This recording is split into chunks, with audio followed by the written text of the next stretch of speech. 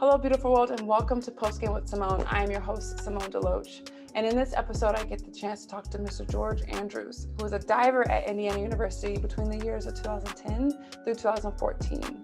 As he walks us through his beautiful life and the journey that he had at Indiana, he shares a little bit about some of the adversities he faced with mental health, specifically around anxiety and what that looked like for him. Within this episode, he shares the importance of family and the importance of finding connection and somebody to trust and to talk to. And so I hope that in this story and in him sharing his story that you're able to find a little bit of yours within his, as we all need somebody to talk to, right?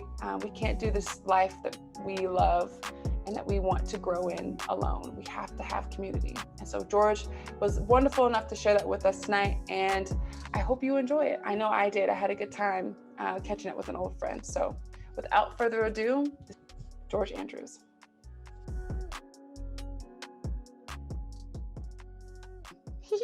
Okay, Mr. George, welcome. How you doing? I'm well. It's a beautiful Sunday. I appreciate you joining us for the conversation post game. Yeah, I know this is something you and I have talked about for a while, and I'm just so thankful that you could be here to share your story with us. Yeah, I've been really excited to have the conversation. I know I was a little busy the last week or so, but we got it together. We found some time. We got it together. You know, that happens, and that's a part of the process, right? So yeah. I'm going to leave it up to you to introduce yourself, tell the people who you are and how you got into your sport, and just as much as detail. I'm going to ask some questions later, but yeah, go ahead. Awesome. Well, my name's George. I dove for Indiana University. Simone and I were the same year in school. Yes, I was there from 99% sure. I was there from 2010 to 2014. I dove competitively. I would only consider my Indiana years as my competitive years. Before that, I was just a high school diver, which was really weird for Indiana specifically to take somebody that at my skill level, but I'm glad that they did. I got into diving because I honestly just wanted a winter sport in high school, and I just picked it up really well. I was actually a volleyball player, and before that I played soccer and baseball. Yeah. Wow. So Chicago, local Chicago northerner, if I guess that's what you call it. Those up there. How does one get into diving? Because to be honest, coming from Texas, I know we have diving, but it wasn't until the Indiana atmosphere that swimming, and diving were they're huge up there. They're major parts of that university. They are. I know a lot of my teammates when they got into diving, either like they watched the Olympics and they had like some sort of club team. Indiana specifically has like the National Training Center. Even though Purdue is our rival, Purdue has an awesome diving program as well. Indiana was kind of like the premier diving state, which is weird because it's Indiana. Like nobody don't really think of diving unless you are a diver. You don't really associate the two. I know a lot of my teammates were like retired gymnasts, and gymnastics was just part of their body, so it was an easy transition over. It's weird. It's like not a very publicized sport until the Olympic years roll around. Right? Yeah, that's very true. Okay, I personally have grown this awareness that I am afraid of heights, which is kind of weird because I do stand about 6'3", so it's like, how can you be afraid of heights? You're standing way up there. But that was one of our like initiations into the sport. Like when I first got to Indiana, they had us dive off one of the highest beams on the outdoor pool. Yeah. To Cook Hall. I can't remember if I did it or not, but I was so like deathly afraid of diving to the death, essentially, diving to those waters. What do you think about when you're going through like your routine, when you're up there and as you're diving, like what's that process like? Well, so our coaches were really good about telling us you're going to pick one or two things to focus on, and you're going to focus on what you're going to do, not what you're not going to do. Okay. So say on our start, it's like I'm going to get my arms through early, and I'm going to commit to my kick out. So you pick two things. So you don't overthink it. You're not like processing every little detail and then completely blank on everything, which really helps, because if they sent you like to do, we call them optionals or harder dives, on like, so I was a tower diver, so on 10 meter, they didn't want you overthinking anything, and they also were confident in your ability to execute and not hurt yourself, Yeah. and so you took solace in your coach had your best interest at heart and Yeah. wasn't going to send you up to do something that you weren't ready for. Wow. So what is hitting the water like once you've done the duty? Like I don't know what I'm saying. Like once you're in the air and you've done your acrobatic abilities and you hit the water, like what is that feeling as far as just holding your breath and releasing it, I guess? Uh, it's well, if you like executed well, it's Mm-hmm. like adrenaline, Yeah. excitement, happiness, joy. It's a huge rush, Mm-hmm. especially because you're standing. And I don't care what anybody tells you. I don't care if it's in your like Amy Cozad, who is going an Olympic hopeful for us for Yeah. 10 meter in 2021, Oh or yeah. some like Joe Smo standing up there. You're afraid. It's 10 meters in the Yeah. air. You're Yeah. about to throw yourself off that. Like, Mm-hmm. the human experience tells us that like we have our amygdala on the back of our head that has our fear Mm-hmm. response, right? And some people process fear or that like raised sympathetic nervous system as like Right. fear, and like some of us um digest that and we're like, oh, I'm excited, this is Right. like, Okay. and that's like an adrenaline junkie, and I guess like most divers you would probably lump into the Yeah. adrenaline junkie Yeah. side. Be a junkie for sure. Mm. Wow, Yeah. I commend you. I mean, I think that's a sport that would be more difficult for just like you said, a Joe Smo to kind of get into because it is such a adrenaline, nervous rush that I think would happen. And then it's safety aspect too, right? You can't just get up there and just jump off it willy nilly. There's a lot of prep, I would think, to your body to train it to be in a certain position so you can be safe and survive injury. Um, so I know some of the things we talked about were along the lines of just identity and what Indiana has taught you as far as your diving experience, but then getting into some of the mental health aspect too. What and I want you to kind of lead in the direction we go in. But when it comes to your experience at Indiana, we've talked about your identity and who you are, and how the school itself, the city itself, really opened its arms and embraced you for all of that you are. Would you mind speaking a little bit about that and what that was like?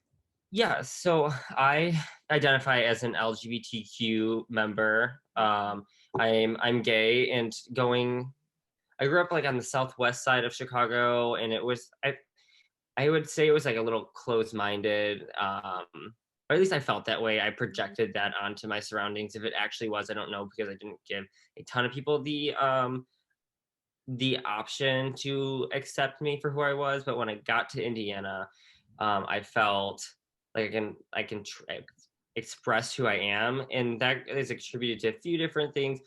Indiana, Bloomington specifically, is a very liberal pocket Mhm. that was more accepting to queer individuals than maybe some other parts of the state, Mhm. which was surprising for me. And also, I was lucky enough to come into a team that had other queer people on it. Yeah. And so it was an easier transition for me to come out. And then I met some people on some other athletic teams that are out, but I Yeah. don't need to Yeah. tell their stories for them, Mhm. which made it a lot easier, especially being in coming the athletic world doesn't always seem like it's the best.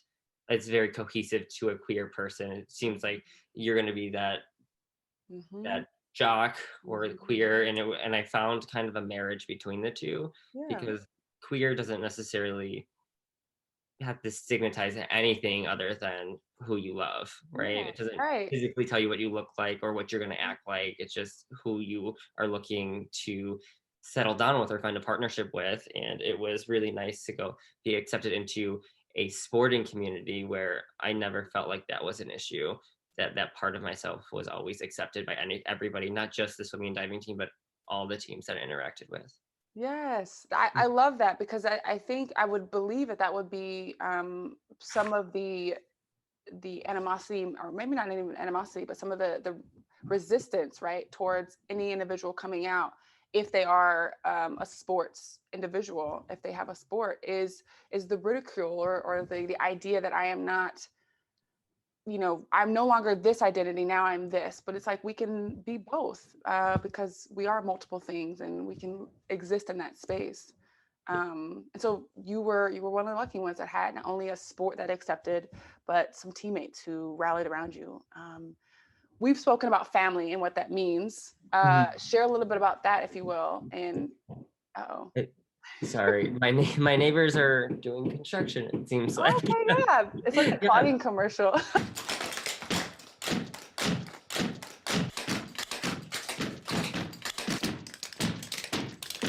Yeah. Hold on. Let me see if I can go into the living room or something. Okay.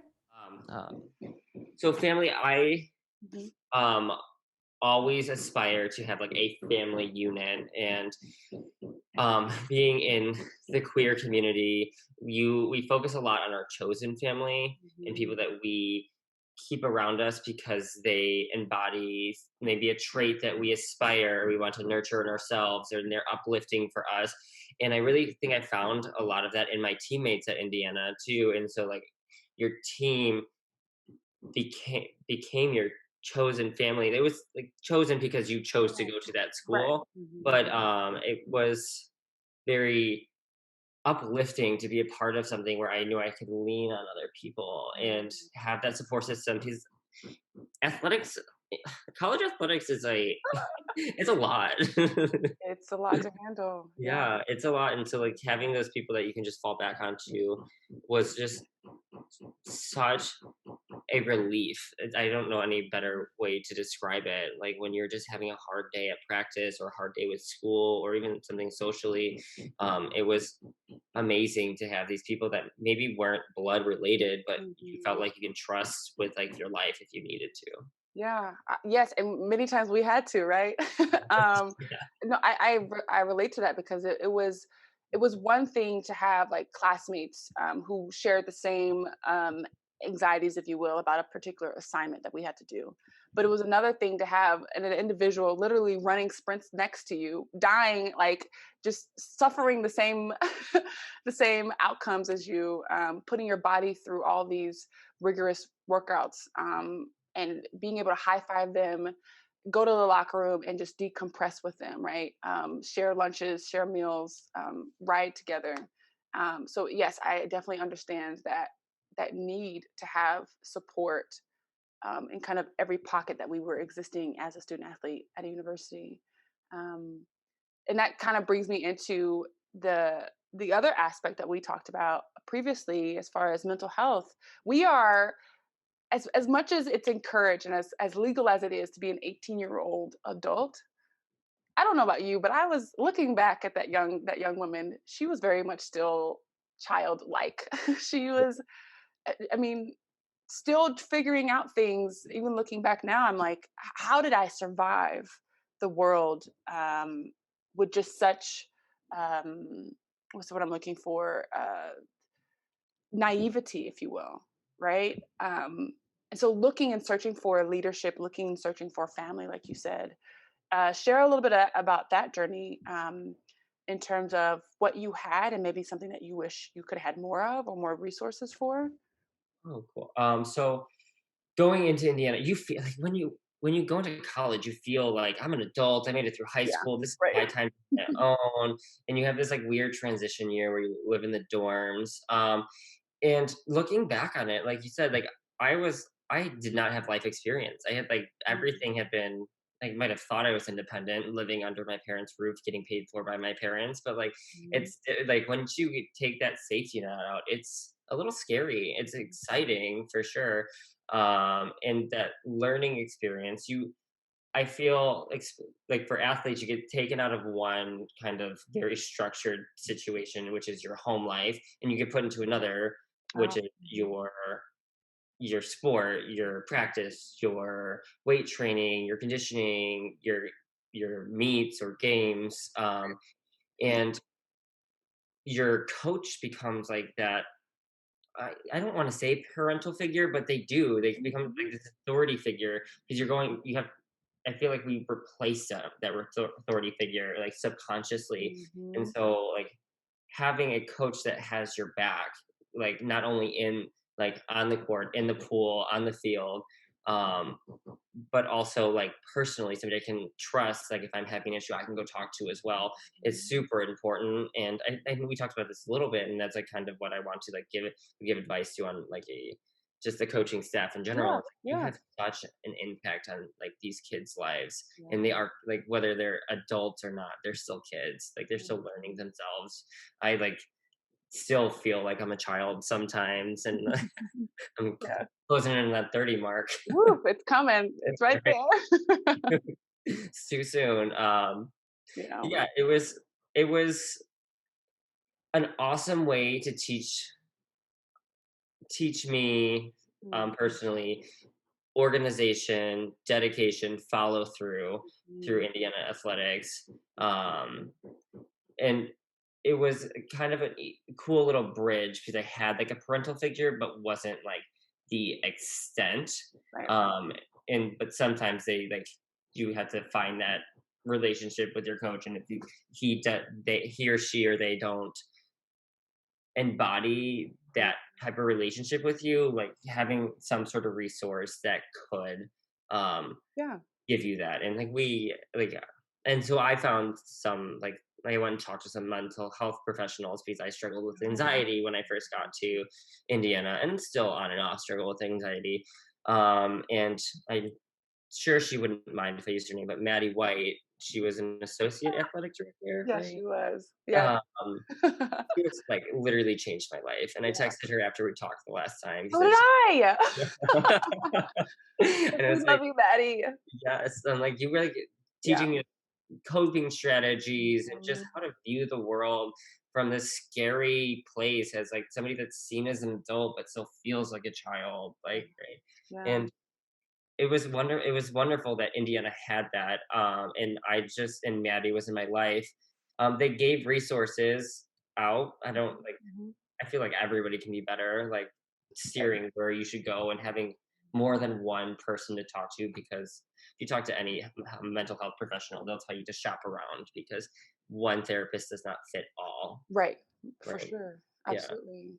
Mhm. And I appreciate you bringing that up and using that word, the parental figure, because I know that's something we talked about previously. And you're very much right. It's almost like our parents hand us over, right? And are entrusting of these coaches. I know that's one thing in my college visit when I went to Indiana. And getting feedback from my parents, they felt very comfortable with handing me over to complete strangers to help raise me in that next season. And so it is a big responsibility because coaches, they're there for so much more than um, who they bring to the table, who they bring to the sport, who they bring to the team. They got to win games, they got to win meets, they have to put numbers to the books. And I don't know coaching because I'm not a coach myself, but I can understand that that's a lot of pressure. And Yeah. so you would hope that the mental stability of your athletes that you're bringing is a part of that treatment plan, if you will. It is a part of that plan, but it also can seem like a very easy thing to let slip through the cracks. Yeah. Um, so we were blessed with Maddie White. We can say her name. I totally reached out to her and I was like, Maddie, I hope you are doing well, and I just want you to know that 1,000 years later, you are still making a difference in our lives. And so to speak to that point, I think something that athletic programs could benefit from is to have more resources like that aren't necessarily within the coaching staff, right? But are a part of the athletic experience. Because she was in a totally different building than I think you and I. We Mhm. had to go find her, which I think was a lot of the release, right? Because it almost felt like we were walking away from our practice field, our practice building, and entering into a very safe place Yes. separate from it. Yes, and I don't actually remember what Maddie's I don't know if that was Maddie's role within the university or she was Mhm. just a really good person that Mm, saw us that wanted help and just lent us that help. right. Because I don't know how if you did this, but I was sent. My coaches and I had a discussion and they wanted to send me to like a psychologist, a psychiatrist because I was having trouble sleeping, like my anxiety was like my anxiety was a little uncontrolled, and then my grades were getting affected, and I was always like a stellar student, Yeah. and to like come out of my freshman year with like just above a B average was traumatizing for me, Yeah. especially because I wanted to go to grad school, and then Maddie, like being able to talk to Matt, I think it took me like over a year to find Maddie specifically. Mm. But once I started talking to her, like I don't think I've ever told her this part, but like my grades went from like a B average, like I graduated like my senior year, I didn't get anything lower than an A minus, like on Oh, anything. So hell it, yeah. and I truly attribute that to like my Yeah. mental health and like having these coping strategies with anxiety because medication though helps a ton of people was not helping me. They like tried to put me on anti-anxiety medications and it did absolutely nothing for me. Mhm. Um, and Maddie gave me these strategies out that I could reframe my thinking that really just changed my world. Yes, I think coming into my mid 20s, late 20s now. Ooh, I've realized I've come to the realization that it is very much a full body experience. You have to really treat every aspect: mental, physical, spiritual. I mean, they all are very much married to each other. And as an athlete, I don't think there's enough productivity and understanding and helping student athletes realize that. When I wasn't doing well in school, I just devoted my life to the sport. And when I couldn't play the sport due to injury, I had nothing else but to devote myself to the athletic or to the academics. And I think there should be a balance in which you could do both and live successfully in each and not have to feel resentment towards the other. Um, so you reached out. You had a psychologist and a psychiatrist that were trying to assist you in what your experience was. Did you find it helpful? Um, I did. I thought it was good that the coaching staff and the athletic department had those resources, Yeah. but the two individuals that I went to see before I found Maddie were not a good fit for me. Okay. Right? I and it's I like I have a my everybody's life experience is so different than everybody else's. So the two individuals they sent me to were just like on the upper side of middle-aged white guys, and I just like I just don't connect all Right. that well sometimes with like especially like mental health wise. I can really ham it up when it comes to like workouts, sports, and whatnot, and make those connections. But when it comes to my mental health, it's just not something I was comfortable talking, like really opening up about. And I think Maddie provided that space that was just so comfortable. And if they just had more opportunities to um, pick from different people with different backgrounds that can really speak to you, that really help you as an individual, like, Mhm. and you have enough student athletes that having more than one mental health person on staff is Right. Yes, that's important. really big budget. Right. Absolutely. Thousands of students and only one resource. I know they introduced us to, we talked about him, but he, I think, was really located in Indianapolis, but would Yeah. come and visit and have seminars with each team. And so it was like interesting because I think that's really where I got into wanting to do this field of work was if you're going to be a mental health provider, why aren't you where I can have like readily access to you, right? Yeah. If I'm going to plan a meeting and it's 3 weeks out, so much stuff can happen between that time. Yeah. And so I'm with you on having multiple resources, multiple lives, different genres of people who could be accessible. Yeah. With that being said, do you think you would do some mentorship if you could give back to the university? I honestly think I would. I love being in like a role that I can help guide and like grow with somebody. Mhm. I've always really enjoyed that, whether it be coaching, because like we coached our summer camps at Indiana. I did a little coaching when I moved to Arizona for the club team out there.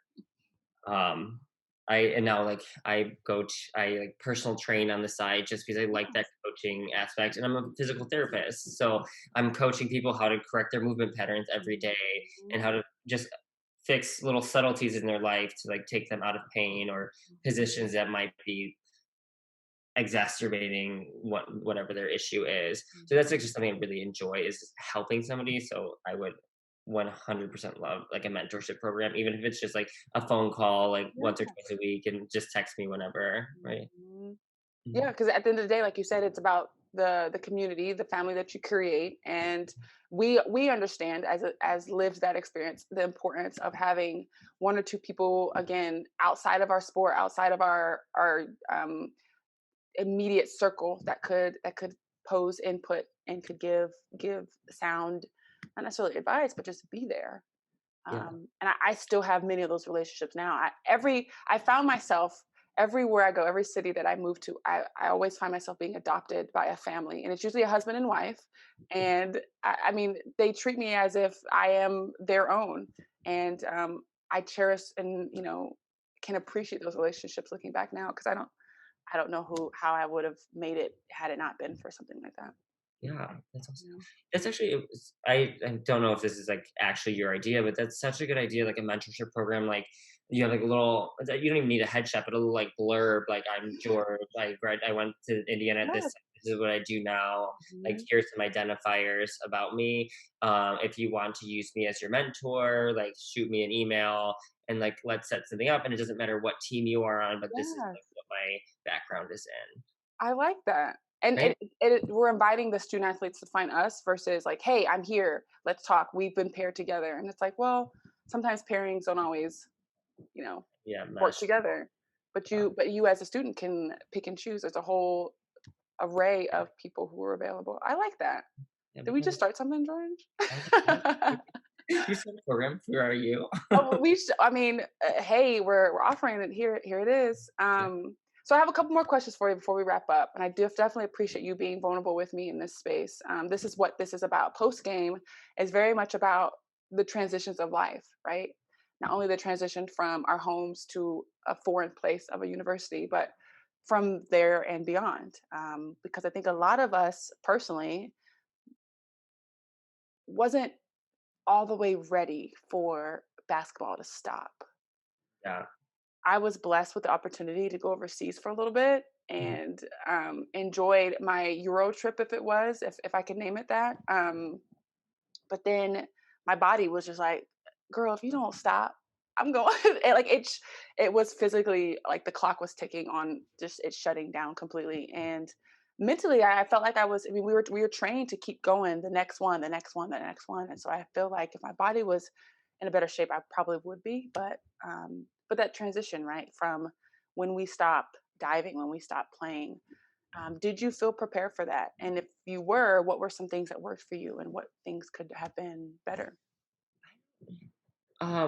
We talked about I don't know if it was Indiana specifically or like a coach that I had, but they explained like when I feel like IU had this like transition program or Okay. tried to at least, and they like you're gonna grief the loss of your sport. They're like it's gonna sound silly, but this has been such a part of your life for so long, and then you're just gonna stop.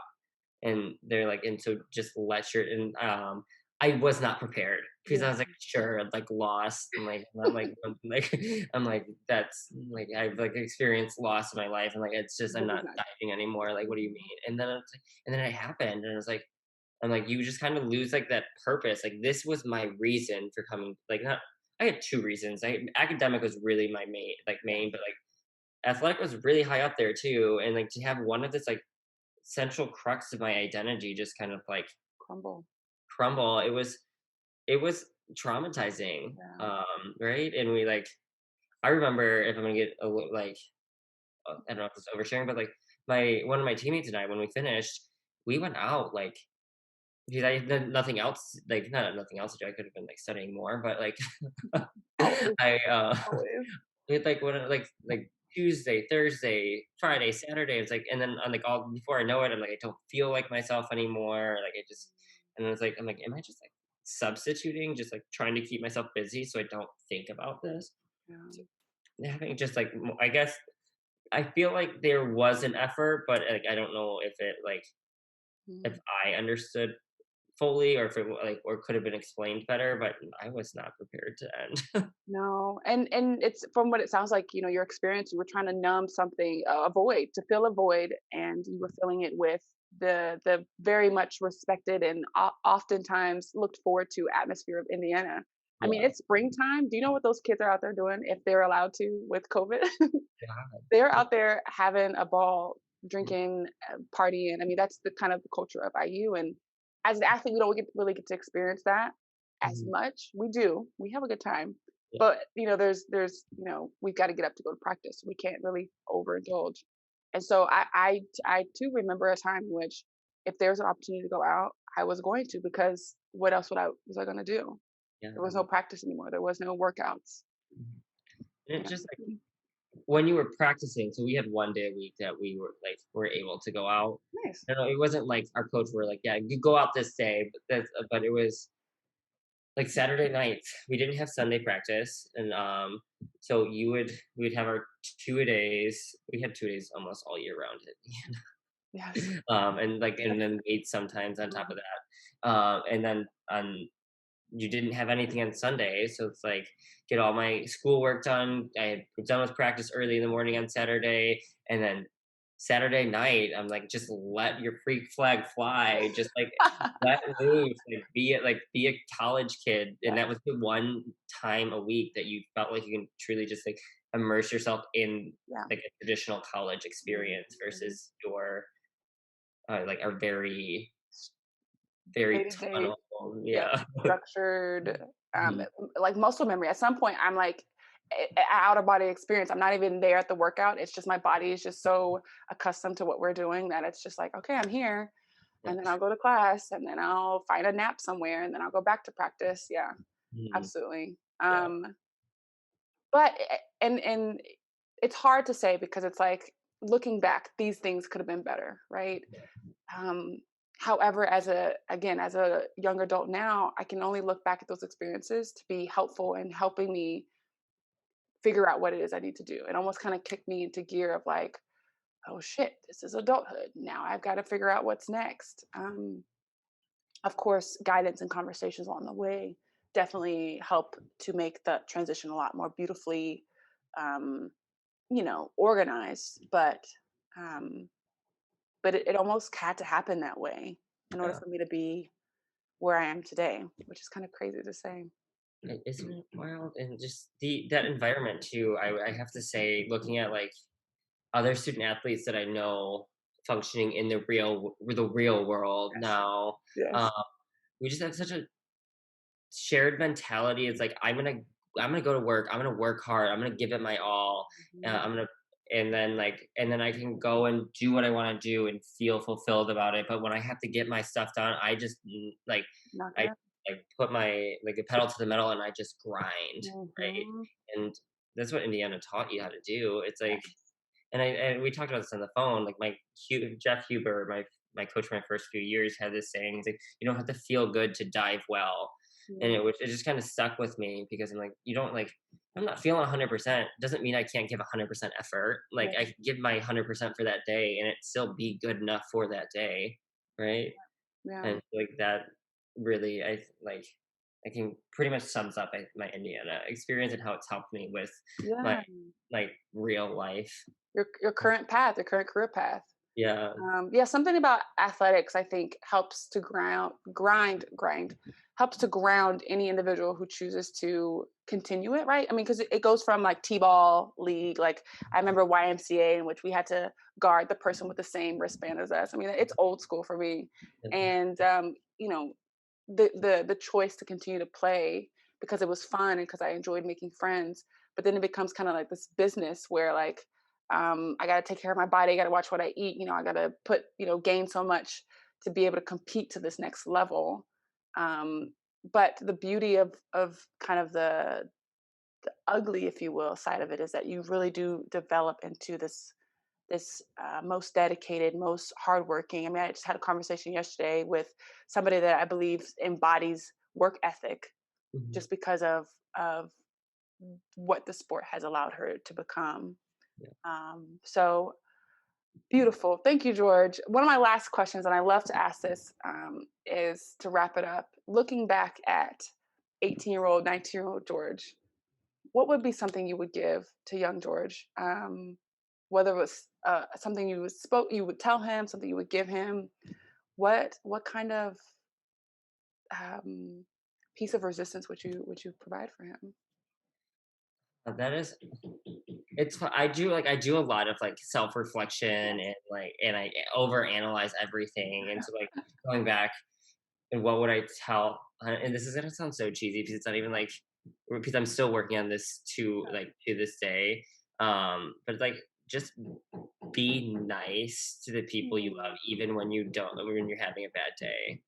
Because I like can feel I should like a lot better, but I withdraw and get very snappy yeah, when like especially in Indiana like brought that out in me sometimes because we all know like those 4 hour days and top of like a full caseload of yeah. work and then Mhm, conditioning and you're just worn and then somebody that like you really care about like Connor Murphy, my roommate, mm, and my best friend, like we'd be snappy at each other because like we were just drained. Like it was sometimes it was just mentally draining, physically draining, emotionally draining, and just being able to like tell yourself to just step out of that and like if you're having a bad day, set a boundary and just say yeah, I just need a second. I just need a few minutes to myself. Like I'm just not in a good mood, or yeah. just like being honest with how I'm feeling instead of being snappy and trying to be and getting cold and shut down. Hmm. I think it, That's not cheesy at all. I love that. I think that's something we could take away for today. Like my tomorrow self or my yesterday self, be kinder. And if I can add to that and just kind of piggyback, I would say be kind to self. yeah, Um, I am Hi, I'm Simone, and I am my own worst enemy. Like I beat myself to the bone with some of the things that I say and do to myself as punishment, and I've learned that over time. And so I would, in addition to be kind to others, I would tell myself to be kind to yourself, be gentle. We're working it out, sister. We are working it out. yes, and I needed that reminder too. It's Yeah. really easy to be hard on yourself, right? Mhm. Like, just like learning to accept yourself. It's a journey and it's Yeah. lifelong, right? It's a journey. I took a day off the other week or last week, and I was feeling super not proud of it. Like you should have went to work. You know, it's only this many hours. You should have went to work. And at Yeah. the same time, I'm like, no, like a day off did not kill me. Look at me. I'm several days away from that, and I'm happy that I chose to do that. So Yeah. it's little things like that. I think that are Mental health is health. Like you need to take care of yourself, right? Yeah. yes. George, I am so beyond proud of you. I adore the crap out of you. You were one of the first, I want to say, like outside of my own community of basketball, one of my first relationships outside of my sport that just accepted me and was loving and kind. We always had a good time when we went out, and I will continue to be a supporter of you and everything that you were doing.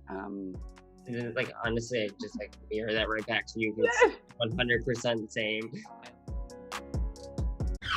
Wait, before you go, allow me to share this with you. Hello, beautiful humans. I wanted to interrupt really quick to produce a few resources for you guys.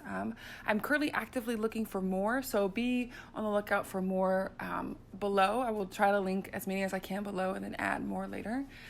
As for right now, the Human Rights Campaign Foundation is one that I have followed for years, and they're always posting resources, articles, and things alike for those in the LGBTQ community, as well as those who are allies, whether you have a child or a niece or nephew, family members. This contact information right here are more specific, right, to what you might be looking for: HIV and Health Equality Program, Religion and Faith, Transgender Justice Initiative Program. You can direct your email questions directly to them, and they are really good at getting back to those who are looking for something as far as a resource. The next one I have is Psychology Today. As a therapist, I adore this website. I use it myself. It is just like shopping for shoes online. I promise you, if you're looking for resources in the Austin area, you literally type in Austin, Texas. There's thousands of therapists located, and you can be specific about it, right? So you can also add your insurance in there. You can add what you're looking for. George and I talked about anxiety a lot in his podcast. If you're looking for somebody who specifically works with anxiety, you can look there. You can also choose the sexual orientation of your therapist. I know this is silly, but it does make a difference when you have somebody that you can relate to or that you feel comfortable with. So there's that option as well. And then just more resources, the ability to make it specific to what you need. The last thing that I have, and I just found this and I thought it was wonderful, it's 9 athlete mental health resources. And so within this own domain, you have 9 links to click on in association with your athlete or with the resources that you're looking for. So again, George and I talked about anxiety. You click on this one. It brings you right to their site. It gives you a little information about them and what they do, current events, and just, I'm going to say resources a lot, but a lot of tangible tools that we all can use, to be honest. But if you are an athlete specifically, or if you have an athlete, these are really great tools to use and to pass along. So I hope this was helpful. Thank you guys for watching. And if you want more things like this, let me know. I'm definitely looking for more things to pass out after the conversation. So enjoy the rest of your days. Be well, treat yourself kindly, and hug a tree. Hug a tree. All right, you guys, be good. See you later. See you next time.